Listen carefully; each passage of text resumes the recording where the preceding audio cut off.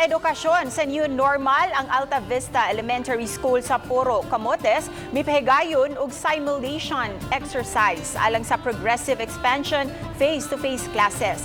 Ang pag-arangkada sa klase sa new normal magsugod karong Lunes, Marso 28.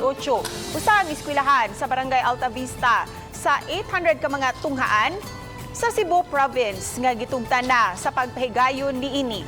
Tungod sa health protocols, adunay gi-require nga number of students sa matag grade level ang makatungha.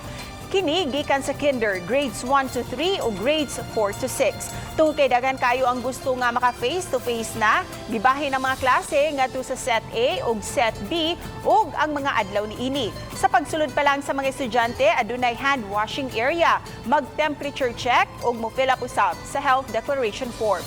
Base sa mga magtutudlo nga 98% na nga nihatag sa ilang pagtugod ang mga ginikanan nga maka-attend na sa limited face-to-face classes ang ilang mga anak.